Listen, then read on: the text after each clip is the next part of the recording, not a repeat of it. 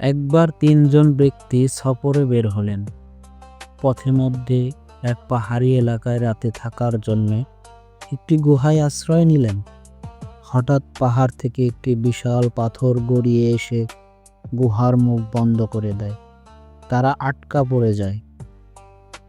তারা নিজেরাই বলল, আমরা এই পাথর নিজের শক্তিতে সরাতে পারবো না।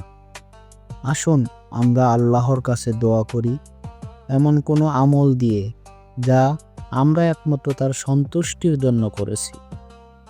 প্রথম ব্যক্তি বলল, হে আল্লাহ, আমি প্রতিদিন আমার বৃদ্ধ বাবা মাকে দুধ খাওয়াতাম। একদিন আমি দেরি করে বাড়ি ফিরি, তারা ঘুমিয়ে গিয়েছিলেন। আমি সারা রাত দুধ হাতে দাঁড়িয়েছিলাম, কিন্তু তাদের ঘুম ভাঙায়নি। আমার সন্তানরা ক্ষুধার্ত ছিল, তবু আগে তাদের খাওয়াইছি। হে আল্লাহ, যদি এই কাজটি আমি শুধু তোমার সন্তুষ্টির জন্য করে থাকি, তাহলে এই পাথর সরিয়ে দাও। পাথর একটু সরল, কিন্তু পুরো খোলেন। দ্বিতীয় ব্যক্তি বলল, হে আল্লাহ, আমি এক মেয়েকে খুব ভালোবাসতাম। একদিন সে দারিদ্র্যের কারণে সাহায্য চাইলে আমি বদ উদ্দেশ্য নিয়ে এগিয়ে যাই। যখন আমি তার কাছাকাছি যাই, সে বলে, আল্লাহকে ভয় করো। আমি কেঁপে উঠি, আর কোনো স্পর্শ না করে তাকে তার প্রয়োজনে টাকা দিয়ে বিদায় করি। হে আল্লাহ, যদি এই কাজ তোমার ভয়ে করে থাকি, তবে পাথর সরিয়ে দাও। পাথর আরও একটু সরল, কিন্তু বের হওয়া গেল।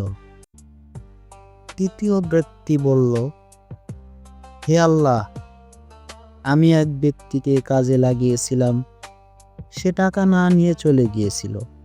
আমি তার সেই টাকায় ব্যবসা করে অনেক ধন সম্পদ উপার্জন করি, গরু ছাগল, ক্ষেত খামার সব কিছু।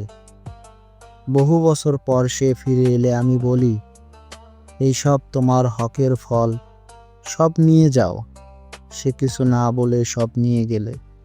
হে আল্লাহ, আমি যদি এটা কেবল তোমার ভয়ে করে থাকি, দয়া করে পাথর সরিয়ে দাও। এবার পাথর সম্পূর্ণ সরে গেল। ৩ জনেই নিরাপদে গুহা থেকে বেরিয়ে এলো। তাই কখনো হতাশ হবেন না। আপনি যদি আল্লাহর জন্য সত্যিকারের কোনো ভালো কাজ করে থাকেন, তা হয়তো আপনার মুক্তির চাবিকাঠি হতে পারে। যদি গল্পটি ভালো লেগে থাকে, তাহলে লাইক দিন, শেয়ার করুন এবং চ্যানেলটি সাবস্ক্রাইব করুন, যেন এমন আরও সুন্দর ইসলামিক গল্প পৌঁছে যায় আপনার হৃদয়ে।